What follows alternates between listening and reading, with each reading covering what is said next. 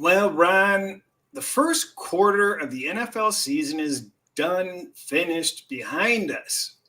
Can you believe the season's a quarter finished already? Mhm. Yeah, it goes fast, especially in the colleges. I mean, we're getting close to the halfway point in the colleges. It seems like we just kicked it off. So it's a 4 month season essentially, and then the rest of the 8 months, people like me who kind of do football only just sit back. Uh, I'm sorry, I was changing the Mhm. station. What was the last thing you said? I just said, yeah, it goes fast. Four months. Okay, that's what I That's thought all you it said. is. You ended abruptly. Uh, bu- bu- bu- bu- bu- bu- bu- bu- bu- Week 4. How did it treat you? What are you looking back on? Undefeated, undefeated week Oh, four, you one you and didn't zero. bet? One game. That's all I isolated. It was really didn't force things. Pretty proud of myself. It's been a strange season in that I didn't have any real honing in weeks 1, 2, and 3. Now that we have 4 data points, I really was surprised at now how I feel having 4 data points. I really feel like I have a better handle than I had 1 week ago, 2 weeks ago. Uh, for better or worse, I have a lot of opinions this coming week, but the only play I had last week was Houston. And I know your data kicked in 3 weeks in, and you felt a lot more confident as well. Uh, I felt like I was swimming in the deep end of the water, and there was no lifeguard around. But everything came out okay. It's always like that the first 3 weeks of the season. I have to say it was a relief to get the model in this morning and to feel a little bit better. Most of the decisions are out of my hands, thankfully, because I can't be trusted for good decision making. So that helps me. Uh, so looking very forward to this week. I have a lot more games than I thought I would probably. Still looking at a bunch of stuff. What about you?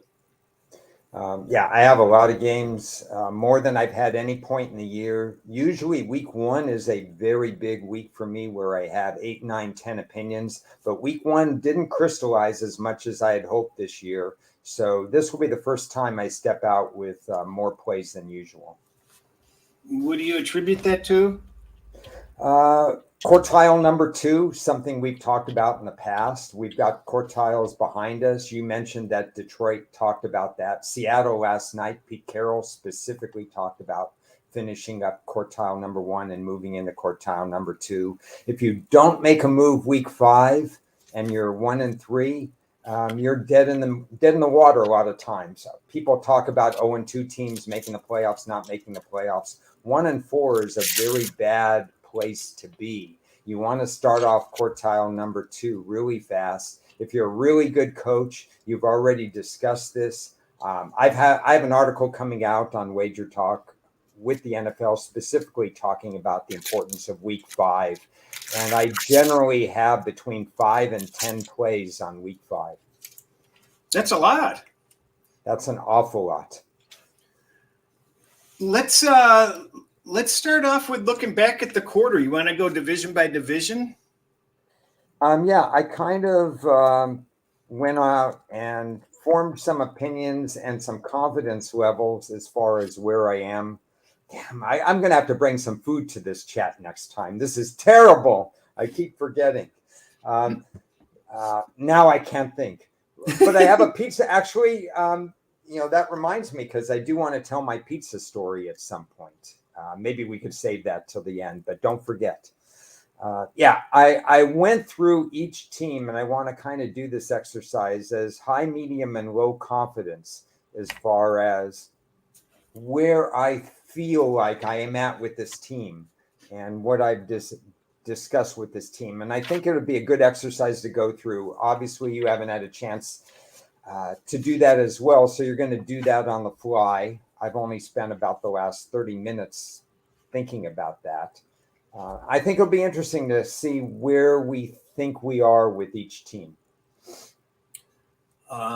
I agree. I have AFC East up. Okay, let's start with Buffalo. Might as well go in alphabetical order.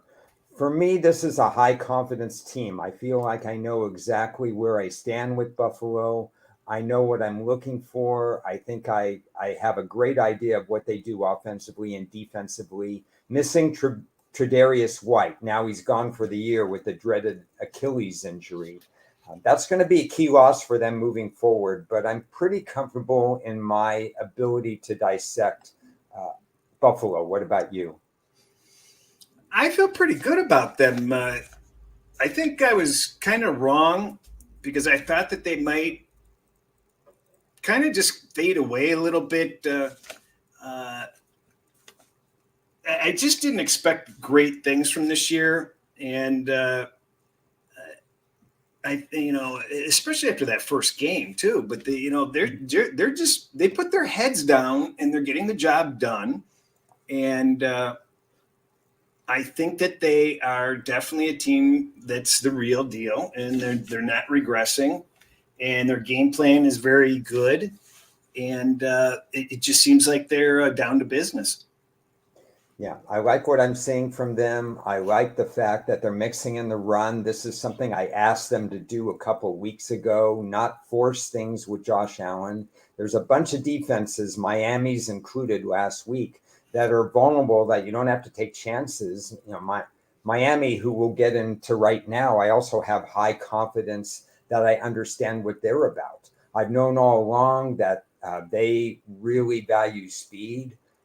I've also known all along that defense was going to be an issue for them, especially with Jalen Ramsey out.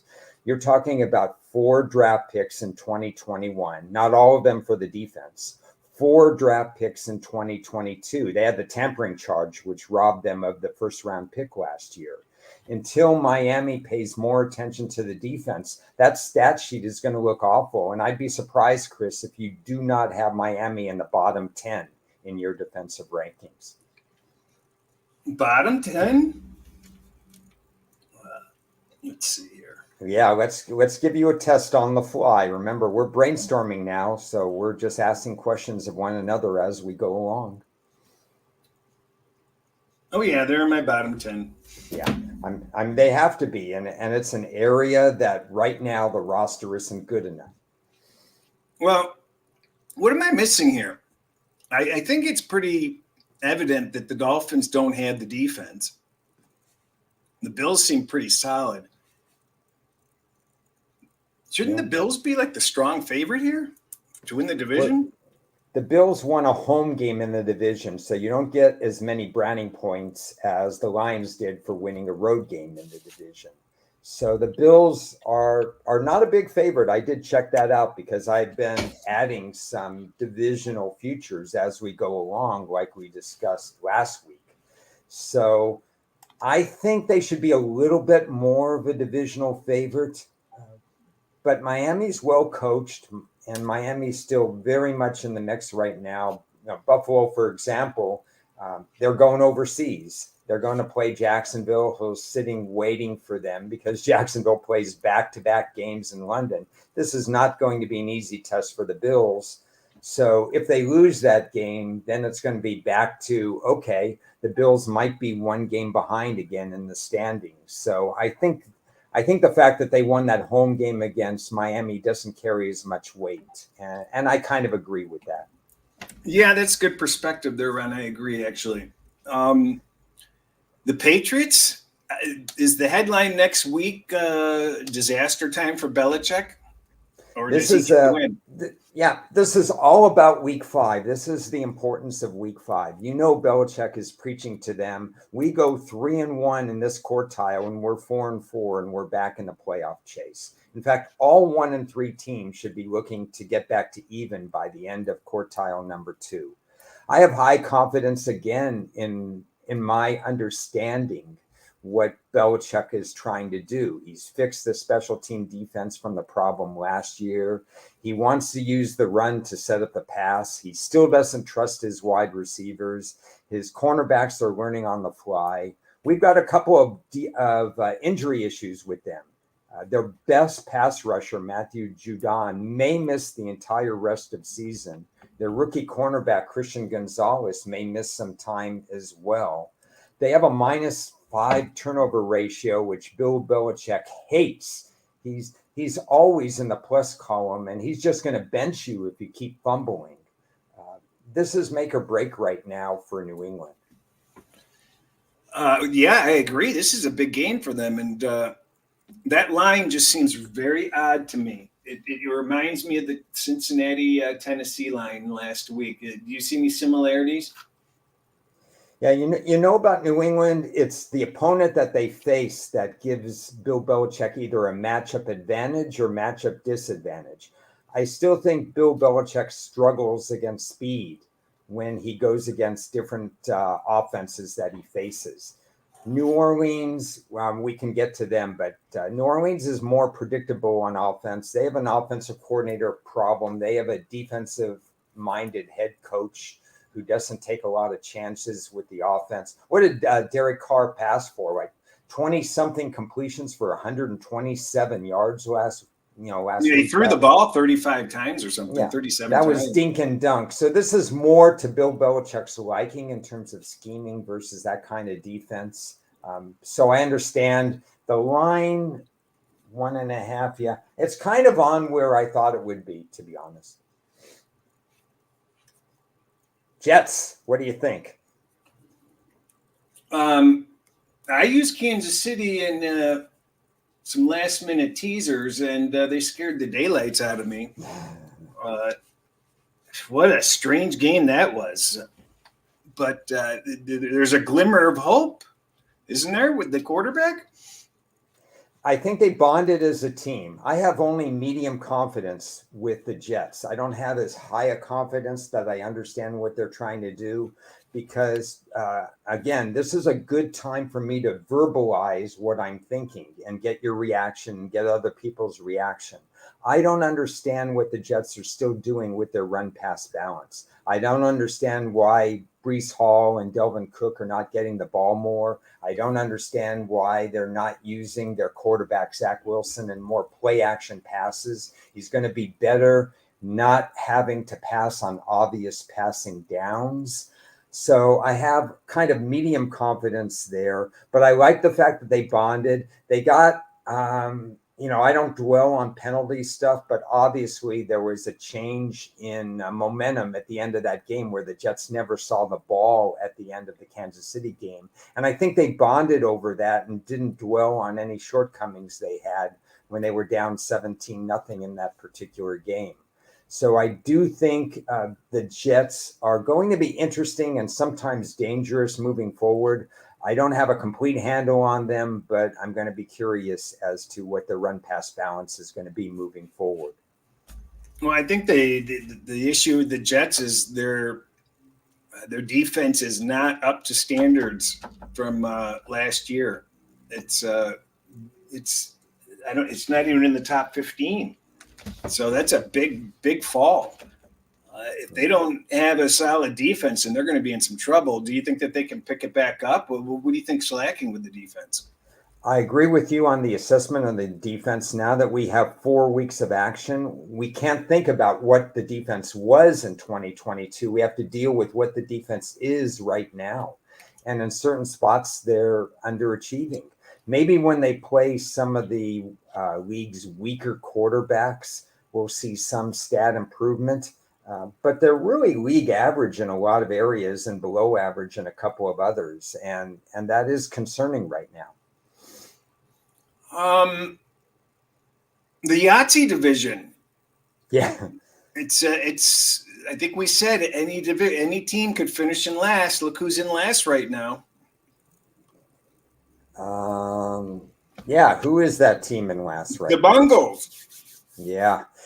I have high confidence in how I understand Cincy. We've talked about this. I think it's still a valid point. Joe Burrow has basically run the ball twice this season in 4 games, and that's it. And like I said, we know Joe Burrow is not at full strength if he's not scrambling and getting out of the pocket and creating plays with his legs because he has the ability to do that. So I think something's completely wrong with the offense. What do they have? I believe they're last in offensive points this year, which is they've scored 49 points in 4 games. Unbelievable when you have the offensive weapons that they do, and and such an accurate passer in Joe Burrow. So we know he's hurting. Defensively, I think they're below expectations as well. Yeah.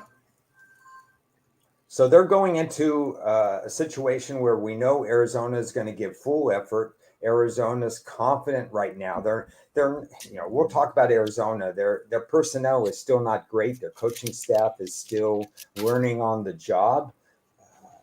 But it wouldn't be a complete shock if Cincinnati goes to 1-4. Both teams are 1-3, so you know that it's a pivotal game for both teams. I do believe we're going to see more of Joe Burrow in desperation mode this week. And if he has to run, he will run. The question is, how efficient will he be doing that at less than 100%? Well, you can get plus 700 on them to win the division now. And you can get plus 130 to go over 8.5 wins. So, yeah. Yeah, considering that when we were together, I had a under 12 win ticket, I think I'll just stick with that. Yeah, I grabbed that too, and I grabbed 11 and 11.5. I said it the last 2 weeks. There's something wrong with that team that's above and beyond Burrow, and it's showing up in the metrics. It's not just Burrow. There's a lot of things that they're not doing well, and it just reminds me of the Rams last year, where they've just downward spiraled up to this point. I think they have one of the widest variances possible for this season because, if they get it together, then they can make a nice run, or they could sit Burrow, and some of these other problems will get even worse for the team. And who knows? So I have no idea, but I think that they're gonna. I just don't think that they're gonna do well. I'm just seeing too many indications that there's too many things wrong with the team. They've done some good succession planning, but and Bertie made an excellent point that I was just going to talk about. Jesse Bates was a big key cog to the secondary. When you lose somebody like that, who's the quarterback of the secondary, they've done a good job in drafting rookies, but they're rookies and they're going to be exposed right now. And so I think Cincinnati is going through some growing pains, and we have to assume that it might take the bye week before Joe Burrow gets fully rested and trusting his body more. Offhand, I could look it up when their bye week is. Let's see if I can find that information. It's going to be in October, so they have a couple more games. So I agree with your point. They could turn it on and make a run after October 15th when they have the bye. But I don't know if you can trust them right now with a very less than healthy Joe Burrow. I don't trust them. The Browns, boy, that's a strange team. We talked about it last week. Everybody was very excited about the Browns. But as I pointed out, they had played 3 of the worst offenses in the league, and that showed in the last game. There's some issues with them. They're not ready to, take on and overrun the league. Watson, how did he do last game? He didn't play. Yeah, that's right. I don't remember him doing anything last game. That's why. Yeah. But he's going to be back this week, right? He should be back this week. He was cleared to go, but he himself took himself out of the game. He didn't feel confident that he could do what he needed to do, so he rested himself. This is a low confidence team with me. I don't know what to make of the Browns. And the point you made, I'm now understanding how valid that was with how many bad defenses they had played, or bad offenses they had played. When you look at it, the last 3 games, they've allowed 27 points per game. So I'm looking at a stat sheet that, hey, wait a second, the Browns are back. But maybe they're not back. if they've allowed 27 points on average the last 3 games. So for me, I'm unsure of what they're trying to do without Nick Chubb in the backfield. Do they trust Jerome Ford? Do they not trust Jerome Ford? What are they doing with the run-pass balance? How's the offensive line protecting for Deshaun Watson, who still seems a step slow? I'm still assessing their coaching staff. So I personally have a little bit of a low confidence in how I'm looking at the Browns. It's a note to myself to tread carefully because there are some teams that I don't have a handle on, and I think Cleveland's one of them. You know what? That's a second brain fart on this show already. I didn't even realize there were teams on the bye this week. I was just so focused on going through each game. Yeah. Geez, week 5. That just seems so early. It is early, but it's a good time for. We talk about, and we did this last year. What's a good time for a bye week and what's not? For Cleveland, this is a good time for their bye. Yeah, I think it's definitely good for them. Mm-hmm. And it's good for the Chargers, too, with Herbert, his finger injured in Seattle off Monday night. They could use the rest. Yeah, I agree completely with that. In Tampa Bay, probably they were kind of doing okay. That might disrupt their flow. So Tampa, I would think, wishes they played this coming week. The Steelers, better than I thought that they were going to be. I have no confidence in that offense. They don't plan on changing anything, they say. Yeah. Thanks for bringing up the offense. I really miss. This is a strange thing to say because I really like Mike Tomlin and what he brings to the table, and I have high confidence in Pittsburgh. It's why I thought they were in a terrible spot last week against Houston. And of course, Houston is a team that's trying 100%. I have a lot of data points on Pittsburgh. I feel very confident in what they're doing and what they're not doing. I still think they have a few offensive line problems.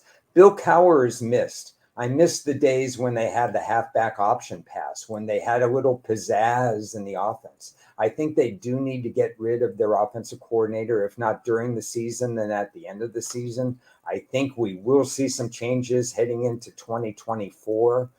But Pittsburgh still has playoff aspirations right now, and I think with the current staff, that's going to be difficult. Yeah, I think it is going to be difficult. They are very low on my metrics. Let's see what happens this week against a disheveled Ravens team.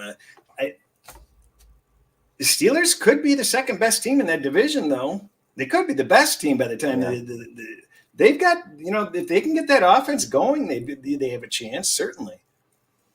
Yeah, well, they know Baltimore very, very, very well. And those games are knockdown, drag-out fights, hardly ever decided by more than a field goal. Obviously, an incredibly important game this week. You don't want to lose a home game in the division at this point in the season. And it may be Mitchell Trubisky starting this game, if I read the tea leaves as far as Kenny Pickett. That's a little bit of a drop-off. It doesn't have to be a lot of drop-off. I'm a little surprised at the total in the game. I don't know what your thoughts are there.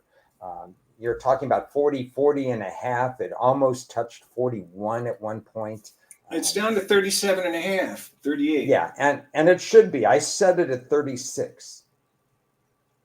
I'm a little surprised at that with these teams knowing each other well. I think that was a value play when the line opened, personally. I agree. I dropped the ball on that one. Baltimore, they're already on fumes with injuries. Yeah, what else is new?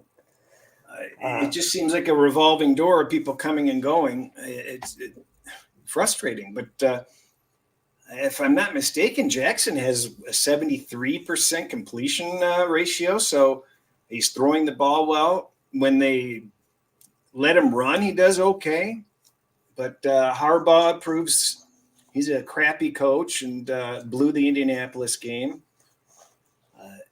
He'll probably blow another game or two this year. Yeah, I'm looking at Jackson right now. So his yards per completion isn't too bad. His wide receiver core, like every other unit, is banged up a little bit. I have medium confidence in them. You think with Harbaugh being there for 10 plus years, I'd have high confidence, but I don't get a sense that I understand with the new offensive coordinator what their offensive rhythm is. So I'm stepping back a bit because if I don't understand completely their offensive rhythm, other than knowing that Mark Andrews, their tight end, is going to be a big part of their mix, I'm going to say medium confidence right now. I want to run something by you because I'm not really a first half bettor, but we've seen Baltimore blow a bunch of leads this year, especially last year when they had all those double-digit leads. Is it safe to say that Baltimore is one of the best teams to bet on in the first half and maybe flip that in the second half because they don't seem to make as much of an adjustment as the game goes along due to coaching? You know what? I'm going to look that up. Yeah, kind of a homework assignment, and we are doing this live, so it may be something that is kind of catchy out there. But I'm going to look into whether or not Baltimore would be a good play-on team in the first half. It just seems so easy, though, but it's so obvious because it happened all last year and a little bit this year. Yeah, I think there are algorithms in place that books use that may not take individual team tendencies into account. And when you get these close to the best games, they're just going to set, for instance, in this game, they might set Baltimore 2.5 in the first half. But Baltimore-Pittsburgh, I don't know if you can use that because these teams know each other so well. But it's something that I'm going to certainly think about moving forward. Well, I think we can agree that this is the division you usually take the 3.5 on or 4. Yeah. And it's 3.5 or 4 for a reason, as far as I'm concerned. Yeah, I didn't wait on this one. The line opened. Well, I don't want to say what I got because I got a really good number, but you could get 4.5, at the opener. I did see that. Oh no, I saw 5. Yeah, I saw 5s at one point. 5.5. Yeah, I didn't get 5.5, but I did take the 5. Week 5 is one of those weeks that I attack early. I did too. We better zip along here. AFC South. Okay, Houston, if you want to go to Houston, I have medium confidence, but I have a question for you. First of all, what's your power number for this particular team? Where do you have them? I'm still in the 20 range, 24, 25 with their power number. Maybe a little lower than that, actually. I haven't raised it because I'm looking at their stat sheet and I'm seeing some metrics that still bother me. Well, they're crappy in the red zone, and they've been fortunate with turnovers. They're doing everything with smoke and mirrors, that's for sure. Yeah, that's what I think. So I've talked about how try-hard they are and how trustworthy they are, but it almost seems like there's at some point the bottom's going to fall out and people are going to realize they just don't have the roster to sustain this really competitive nature that they've been in. And that's kind of my query to you.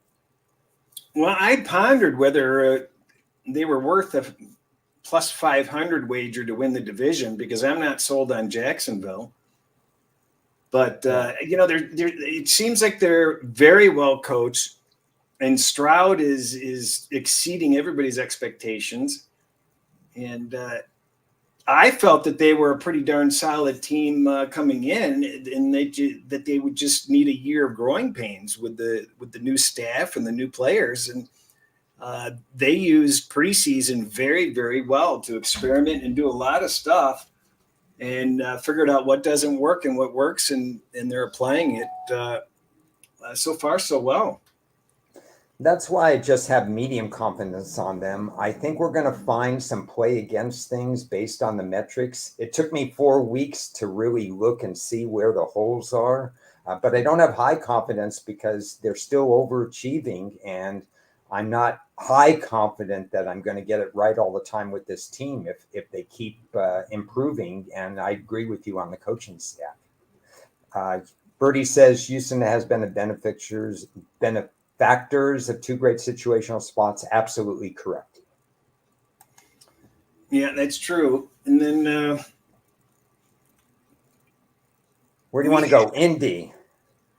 Indy, I have low confidence in my assessment of Indianapolis. I do not have a true read on Anthony Richardson at quarterback. I have a read on their soft zone scheme. I've always had that. But other than that, Cris, I'm not confident in my assessment of this team, and I have to know myself. I don't want to plunge into something when I feel less confident. I actually probably have. I think probably Tennessee is easier to read at this point than Indianapolis. It's interesting that they're going to meet this week. Yeah, that's good. I have high confidence on Tennessee, so you read my mind, and low confidence on Indy. I know exactly what Tennessee is about. I don't know at all about Indy. And I think for the record, if people are watching this, it's important for everybody to think about the things that we're thinking about. And how much confidence do you have in knowing a particular team or any team in the NFL? This is a good exercise to go through.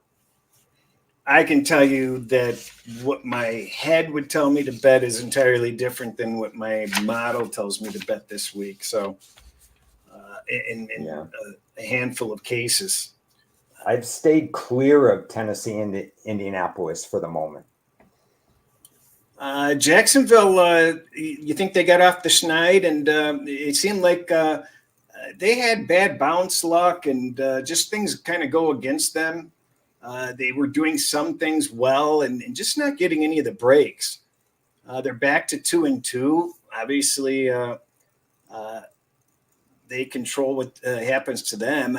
I think it's clear that they're not a top tier team, which they could have potentially jumped up to, but I still think that they're what we thought the Chargers would be. They have the potential to be that. Yeah, agree again.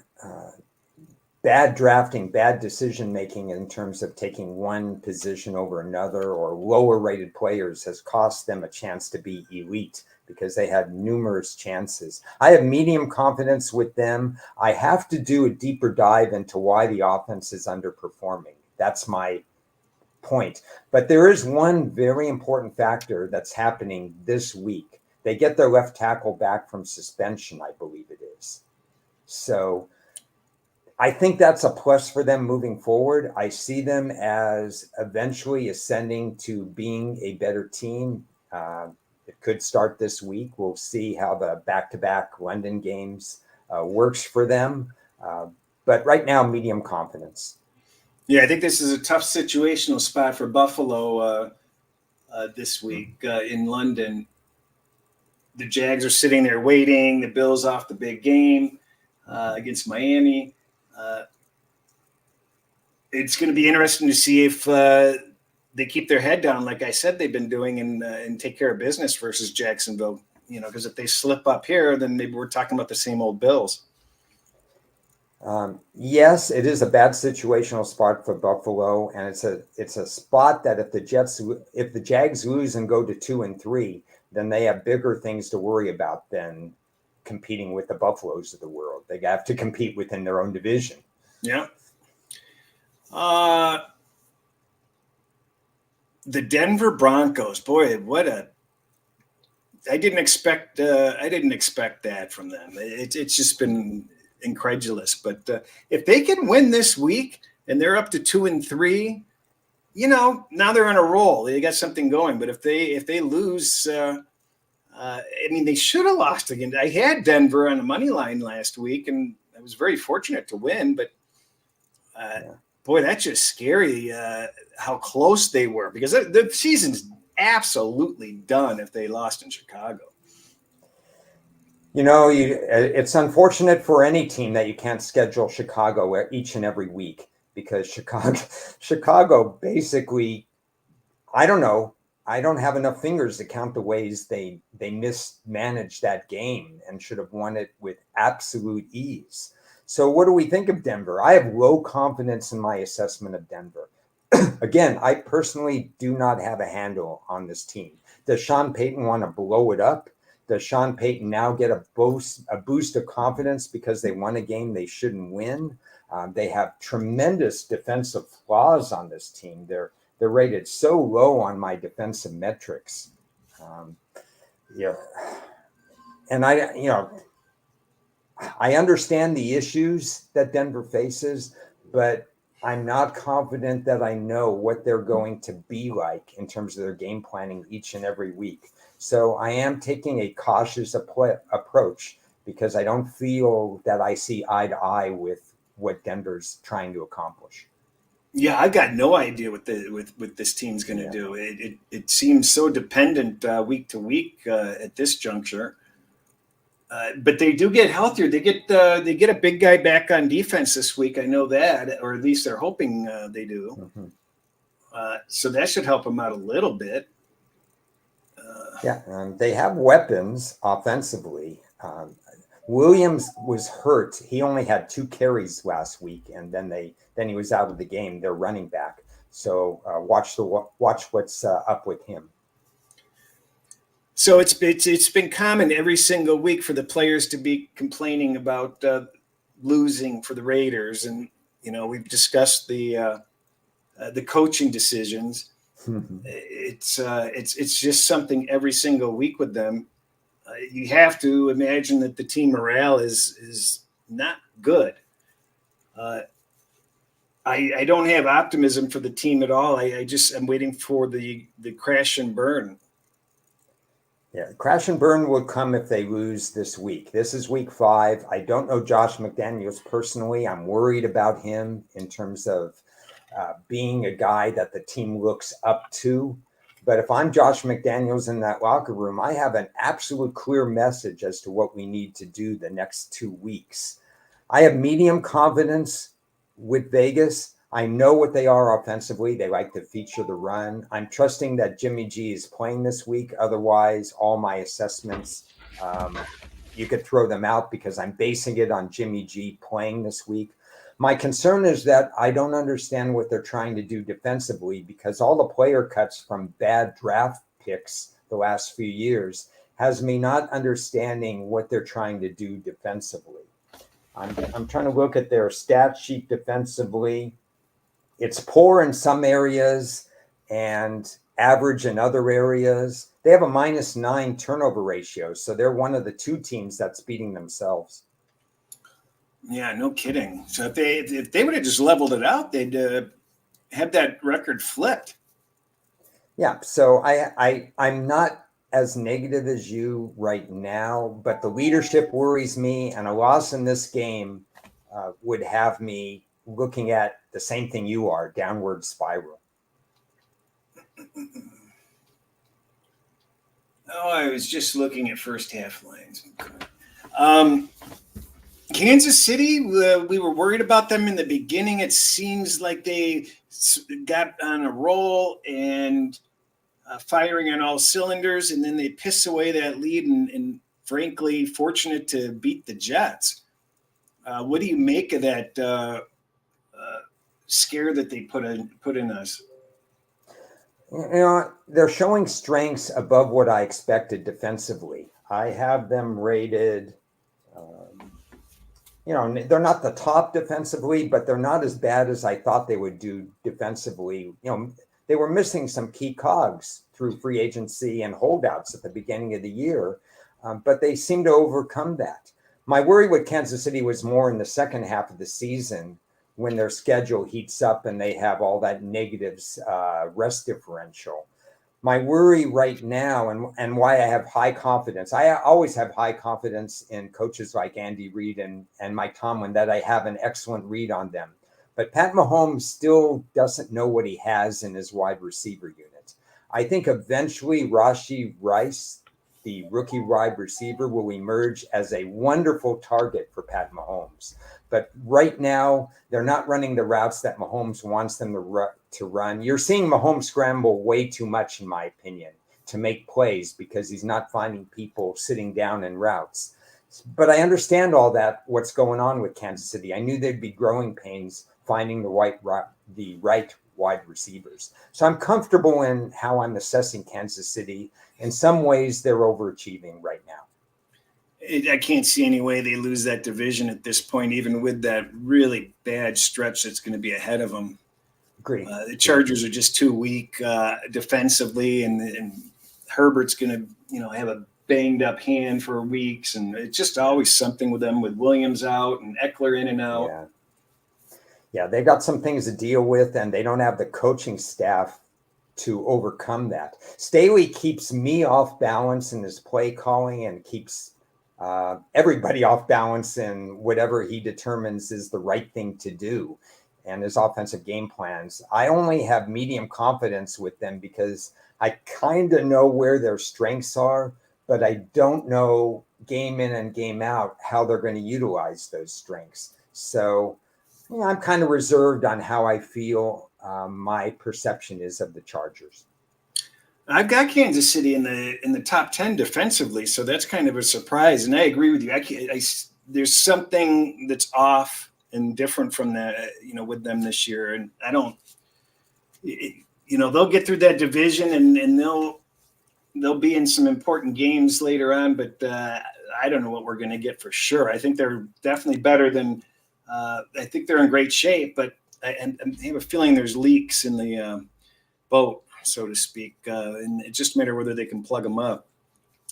The Giants, we can agree, are garbage, season over. Oops. Do we have to talk about them?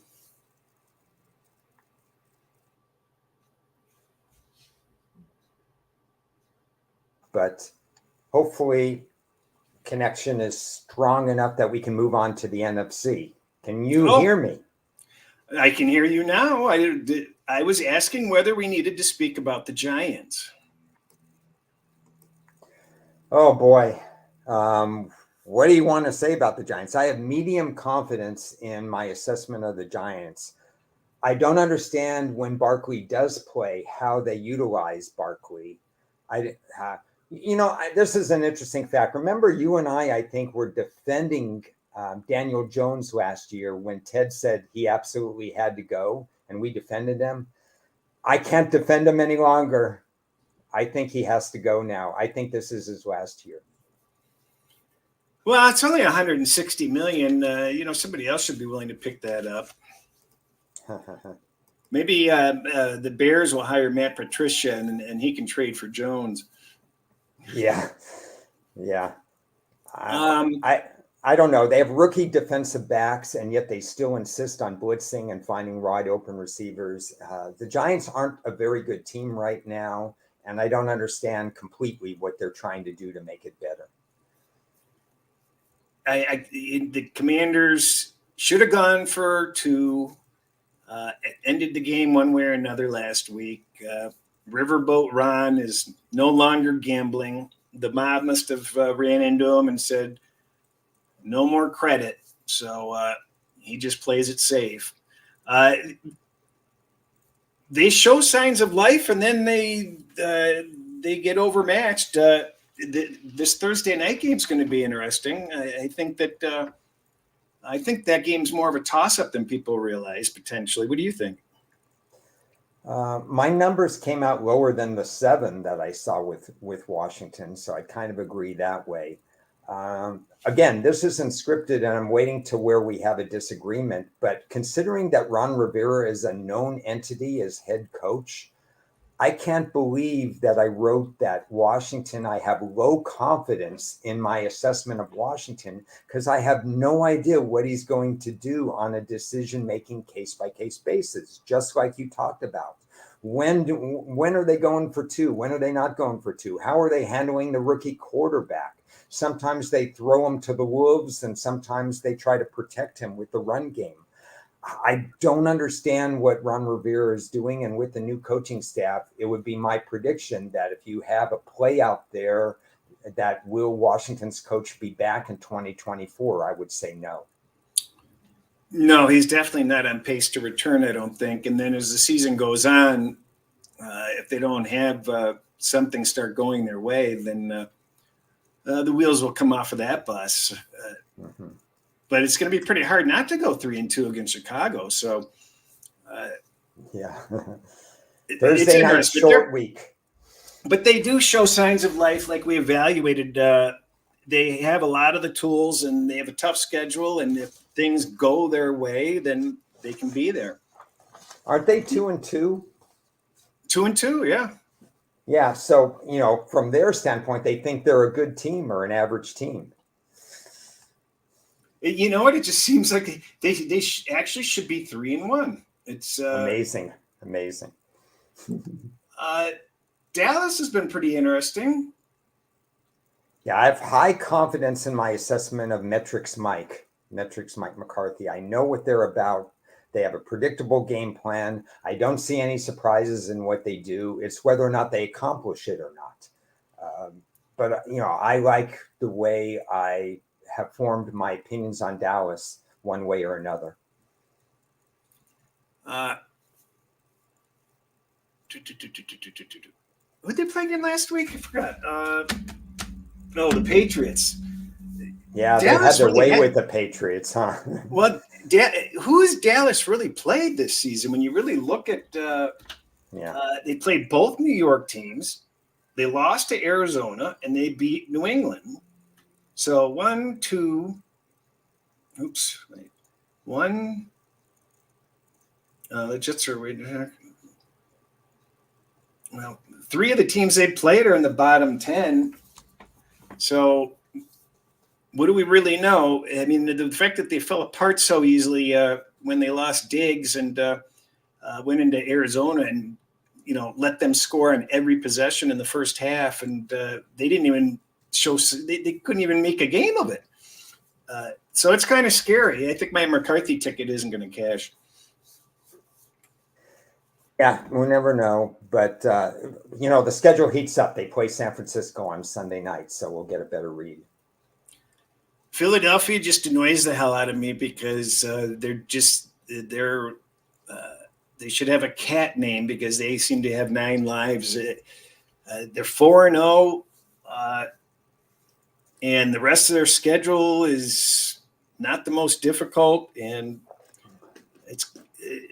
I was hoping to cash a little bit of a season wins under, and that's not going to happen. They're not rated as high as a 4-0 team should be. So there's a lot of things that they're not doing well and getting away with. So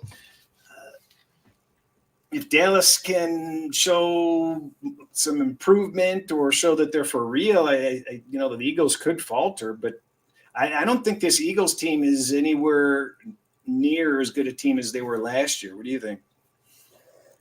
Well, you hit the nail on the head. My power rating for them is not as high as we've seen recently.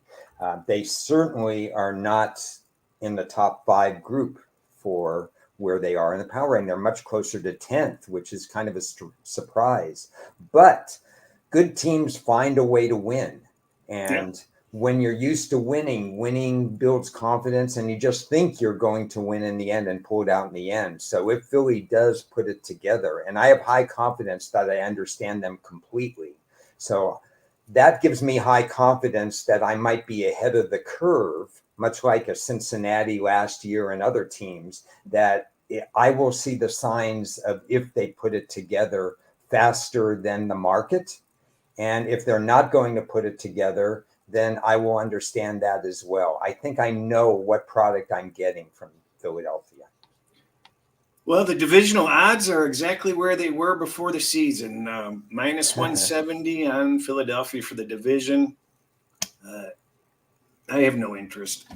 We thought that the Rams might have been a little bit better than people thought that they were going to be. And the Cardinals have The Cardinals, who's the biggest surprise in the NFL this season? Is it the Cardinals? I would go with Houston a little bit more than that because Houston turned their roster over about 4 times, in the last 4 years, starting a rookie quarterback with a substandard offensive line. How are they doing this? I guess you'd have to throw Tampa Bay into that category too. You're right. You're right about that. So let's go to your division. No, we already started the AFC West. Okay, let's go to the West. Which team are we going with? Well, let's go to the Cardinals. I'm worried about my under 5.5. Me too. Frankly, Dobbs has been a misread for me. I expected short passes and some flustering in the pocket, and I have not seen that. So I've been wrong there. I think the defense has been somewhat predictable for me, so I would go medium confidence. But I have misread some of Arizona, so I'm treading a little bit lightly. Yeah, because this could be complete fool's gold at this point. I mean, for God's sakes. Yeah. Cincinnati only favored by 3 against Arizona. A month ago, you would have just Yeah. And Minnesota on the look-ahead lines at the beginning of the year would have been touchdown underdogs a lot of times. Yeah, I think I just don't know what I'm getting personally from Arizona, so I'm taking a step back. It's important to realize that. Where did Dobbs come from? Cleveland or Cincy? Ooh, I don't remember. I want to say Cleveland, but I don't remember. I think it's Cleveland. I mean, it can't. I want to say Indy too, but I don't know. Amazing how they could misfire. The guy definitely has some potential. Interested to see what they do this week because I've heard other people say it, and I think it's quite evident that if you just isolate this season, Arizona is played not only better, significantly better. So interesting game this week. Yeah, I would agree. The Rams, I think that we got that first week win. We got that cover against Indianapolis. And it just feels like Stafford, he's got the hip pointer. Not sure how long he's going to last.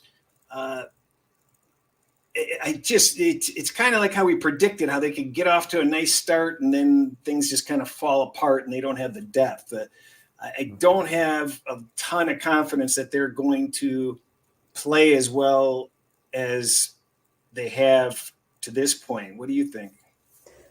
I think I need to make some adjustments, so I'm stepping back a little bit. I have medium confidence. The Ram wide receivers without Cooper Kupp have clearly overachieved, and I did not see that. I don't know how anybody could have seen that coming. So certainly I didn't see that coming. I'm wrong also a little bit on the defensive metrics. According to my seasonal numbers, I expected a little bit more of an adjustment with this relatively no-name defense.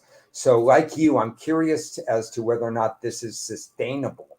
I don't think it's sustainable, but I don't have high confidence that I know about that. Well, I think the gift that keeps on giving is, when you hear people that kind of chuckle and laugh and, all but assure you that they know this about this team. And, universally, everybody thought the Rams had no hope defensively. They were going to be a laughing stock. And it was going to actually be enjoyable to see how bad they are. And they're middle of the pack. They're bottom middle of the pack. So a long way from the bottom. Absolutely. Seahawks. I have some medium confidence with them. I'm still high confidence in a lot of areas because of my knowledge of Pete Carroll, but medium confidence because I still don't I'm still diagnosing what they do defensively. Sometimes, so like last night, 11 defensive sacks. That's out of nowhere. They're not that kind of a team, even though No. they've been known to blitz their defensive backs early and often. But their front seven usually doesn't get to the quarterback anywhere near what they did this past week. So I'm still diagnosing all the young faces on the defense, but generally medium confidence. They seem to be a team that belongs in the playoff picture. They're well coached. They're not exceedingly great at quarterback. They're not exceedingly great along the offensive line, but we kind of know who they are offensively.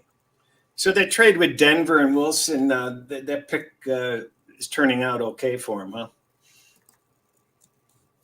Yeah, absolutely. Can you believe a team that once had the punter as by far their best draft pick in one of their drafts now has absolutely killed the NFL in terms of the draft in 2022 and 2023? I mean, they have dominated over a 2-year stretch that I haven't seen.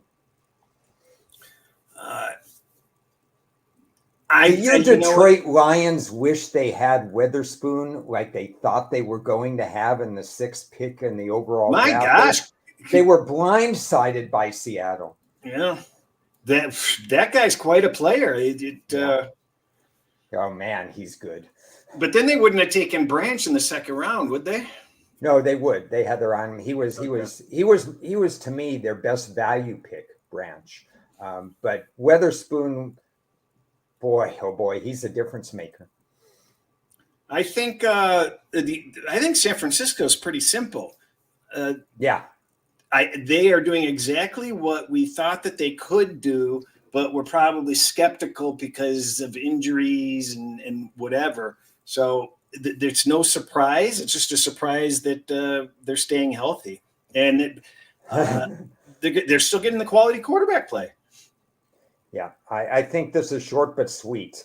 Absolute high confidence, pegged all their areas correctly, including their pass defense percentage. No surprises. Absolutely know what's going on with San Francisco. Case closed. Carolina Panthers, are they coming into Detroit and upsetting them, or are they going to be the last remaining winless team?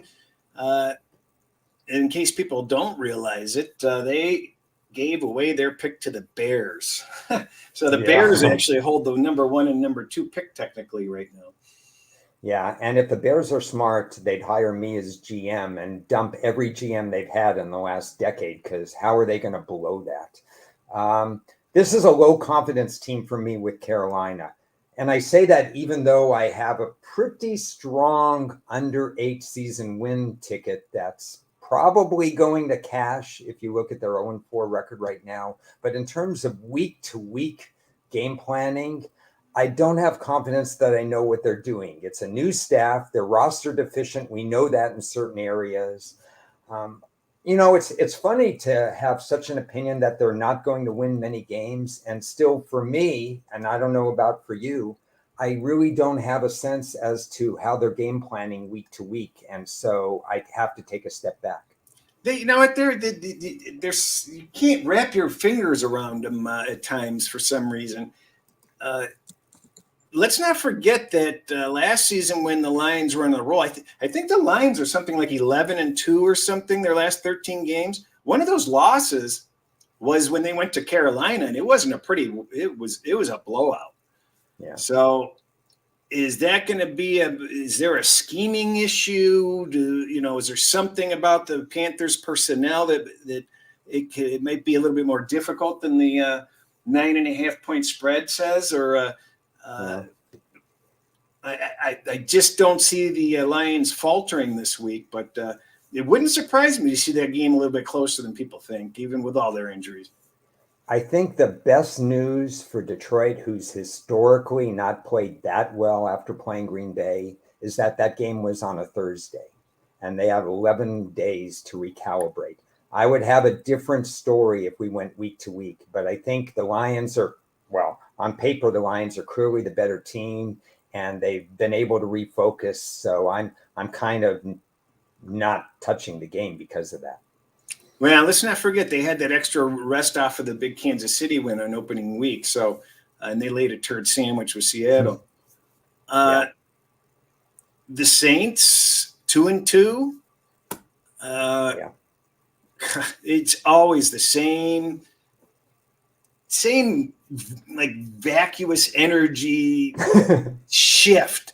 Just when you think they've got something going, they play like they did last week. It's nonsensical. I don't know why Carr even played. I don't know why the coach left him in.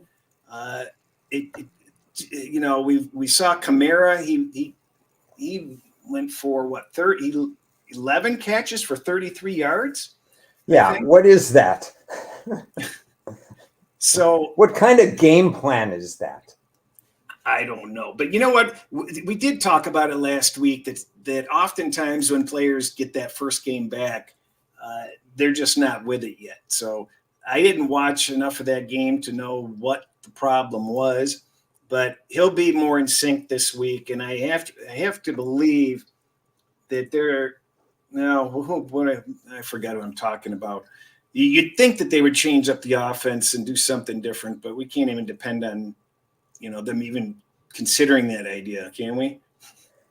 I have high confidence in my knowledge of what Dennis Allen brings to the table. He brings to the table a wonderful pass defense. He brings to the table a 1990s offensive game plan.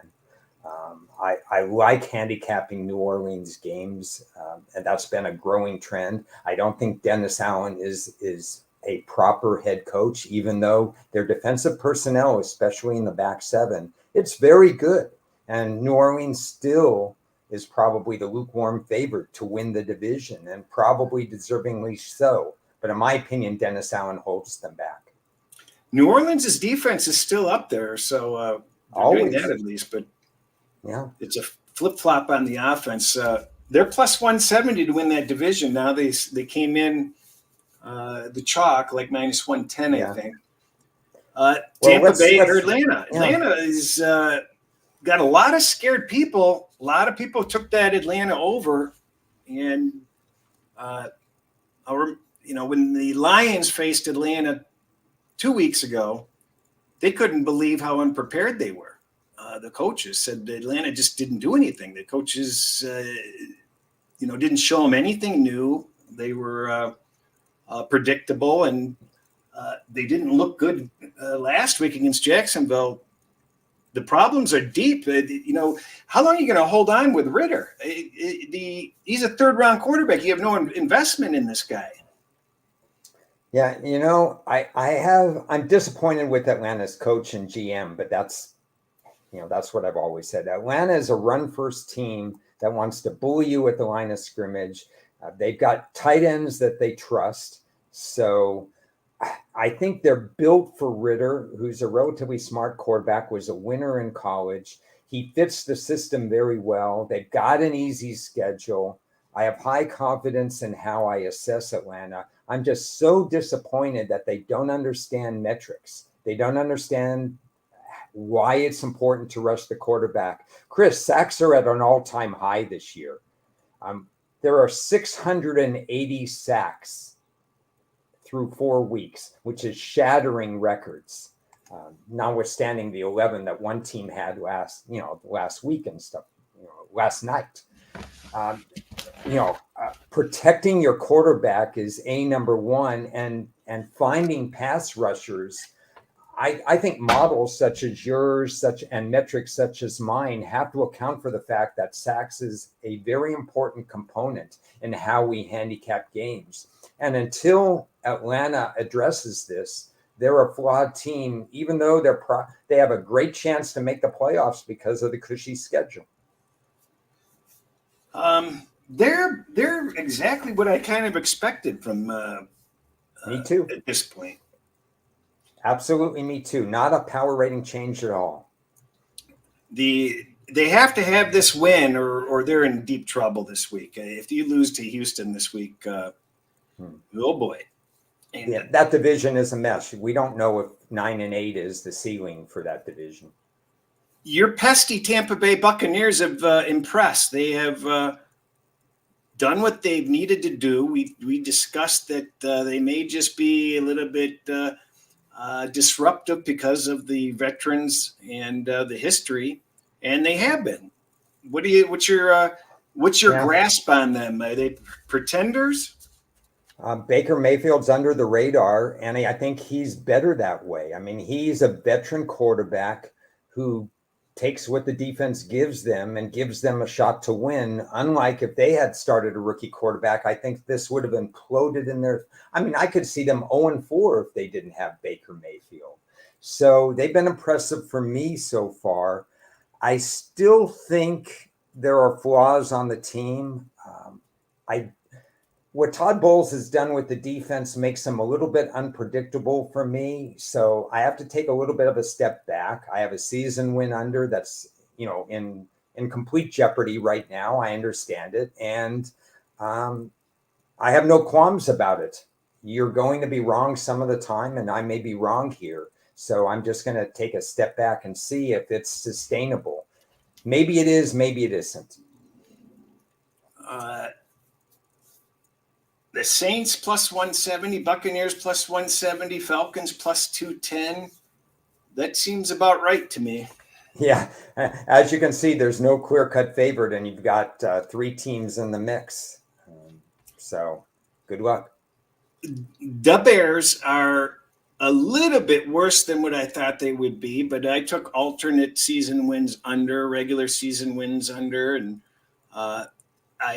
but I did expect them to be able to win 6 or 7 games, and it's not looking promising for them to get to 4 or 5 at this point. Yeah, they're finding a way to blow games. I have zero trust in their GM, who's drafted a whole bunch of offensive linemen, and they all stink, and they all were lower rated except for one who's out with injury. And I have zero trust in their coach, who really has no clue how to use Justin Fields. Justin Fields may not even be on the team next year. So if I'm the coach and I'm already tossing out this year, I'm letting Justin Fields throw the rest of the year to see if he can throw. But basically, this defense stinks. I don't know where you have this defense rated, but it's not rated highly for me. I've got them rated 33rd. Yeah, well, that's pretty low.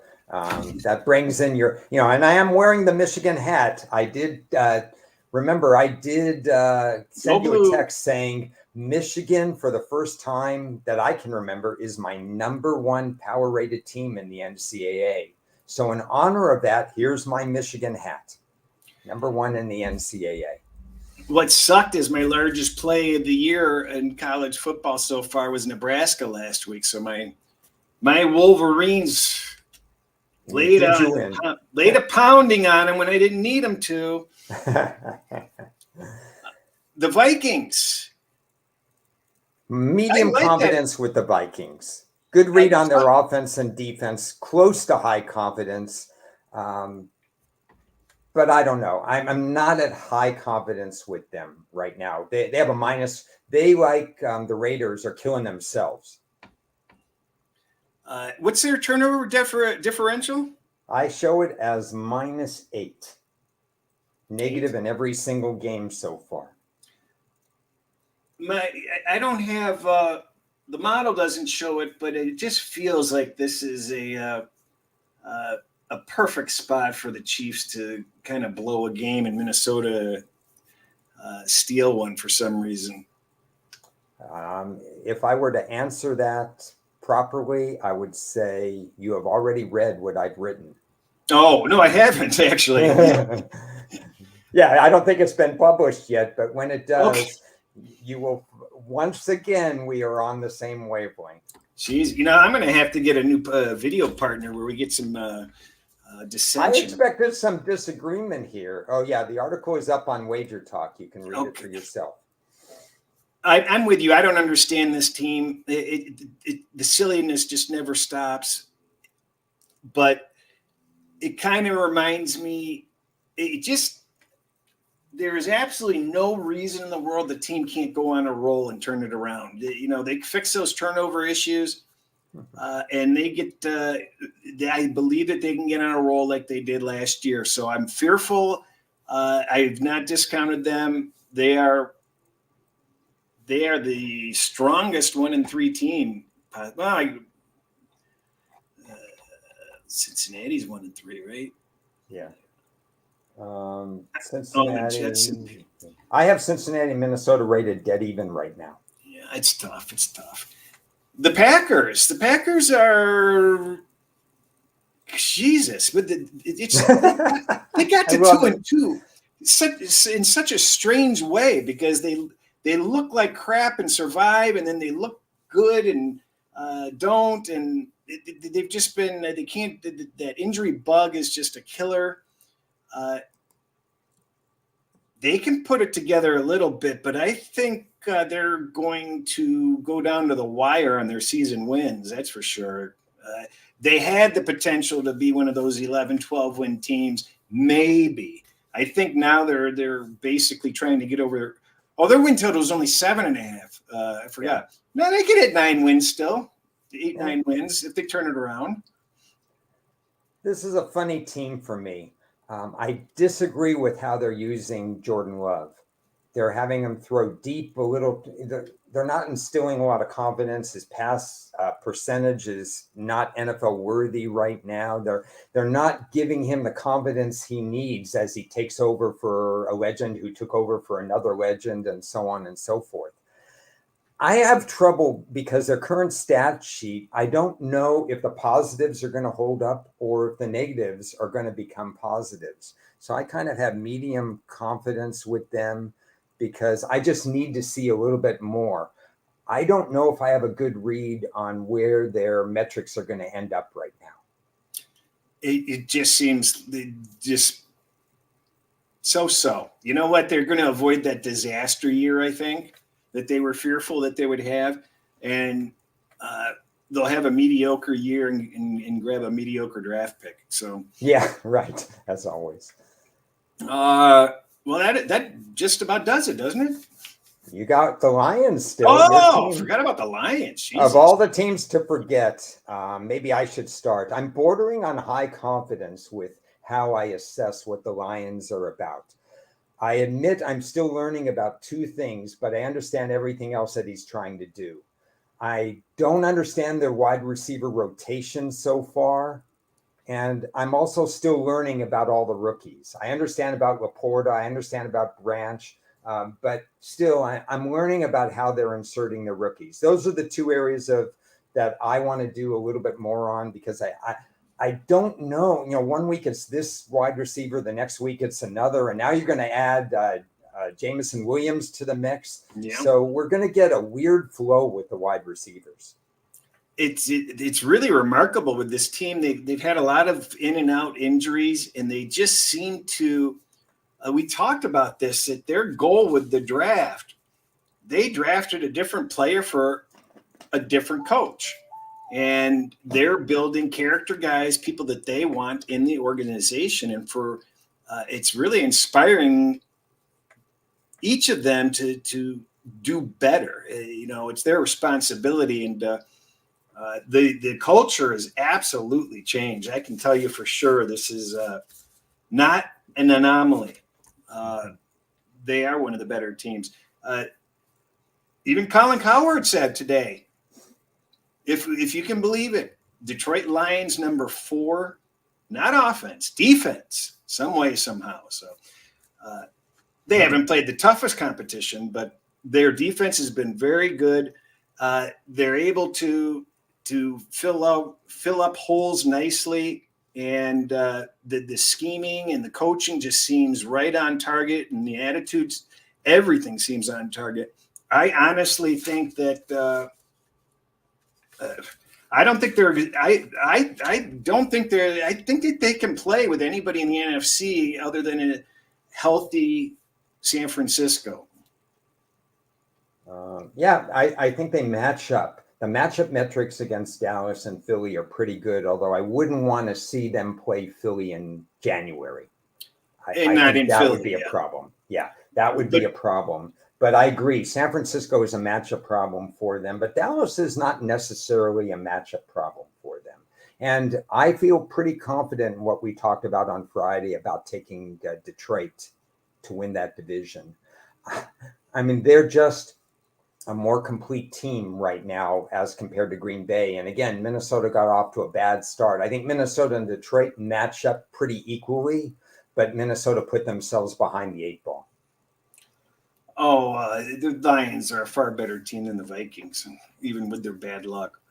Yeah. Let me give you a pizza story because I owe you a pizza story.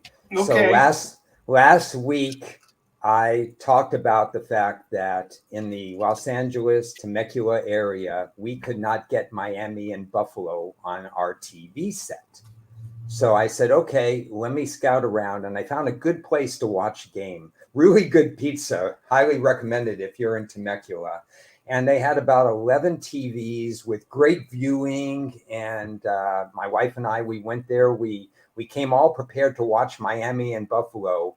Of the 11 TVs, 2 of them had the Rams game on against Indianapolis. And I must preface that by saying that you can change at any time. Just ask us and they'll change. And we did change to the Miami Buffalo. But 9 TVs. Remember, there were 9 games going, Cris, in the morning. So there were all kinds of different games going. 9 TVs, including the sound in the system, which was great sound, had 1 game on. And you know what that game was? The Lions? Chicago. Oh. Chicago and Denver was the feature game at this place. And there were fans for both sides screaming and yelling as the game was going on. I was just stunned. I had no idea I was going to pizza place to watch the Chicago Bears when Miami and Buffalo were on, and a lot of other more intriguing games. I'm curious as to how that happened, but it was amusing more than anything. And of course, I found myself drawn to the game because it was a compelling, close game. And how would Chicago blow all my props? And they found a way. Yeah, I lost that prop with you. Yeah. The show's run long, and I have a 1:30. So, week 5. Anything in particular on your mind? Yeah. Well, I will say, in closing, that I was very excited to go over team by team this way, and I think it was very helpful. So I like what we did in this particular show. Let's see what happens week 5. I have, I believe, 7 plays already in the books, which is 6 more plays than I had last week. Holy week cow! 5 is a pivotal. Yeah, it's a pivotal week for me. It's a pivotal week for a lot of these teams. I really like the matchups. I'm curious about the Dallas-San Francisco game. I was wrong on the line. Where's your San Francisco power rating in closing? Because I don't have it in my top 3 right now. And I'm stunned because I think San Francisco might be the best team. You kind of faded out for me, but I think you were asking about San Francisco. Yeah, they're number 1 for sure.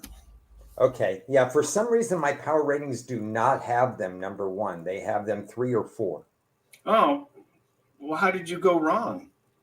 I don't know. I mean, it just hasn't changed from week to week. I set them high and they've stayed there, but other teams have crossed over, including Buffalo.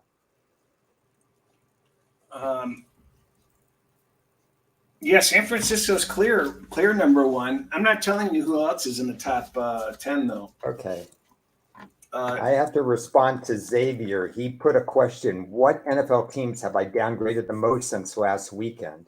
So I'll verbalize my response, and that next week I will write an article that illustrates what teams I have downgraded and what teams I have upgraded the most after 5 weeks of action. I don't recall completely offhand who I downgraded the most from last week to this week. It might be. I think it's Carolina, probably. This is going to be an interesting week. These games are all interesting for one reason or another. Probably I guess the Lions and the Dolphins games are the least desirable. But all the other games mean something, and there's something new that you want to learn from those matchups. Yeah, they all have important ramifications for these teams. I probably agree. Carolina, Detroit would probably be my least compelling storyline for this week because you have an 0-4 team. Even if Carolina pulled the upset, they're probably not going anywhere. If they pull the upset, I may not be on the show anymore because I have a conniption. I have to wear my Carolina hat. I have very few NFL hats, but I do have a Carolina hat from way back. All right. I'm sorry. I got to cut this short. I have a hard appointment in 10 minutes. No problem. Friday we'll be back with Games of the Week and player interviews. So come join us then. All right. Cheers.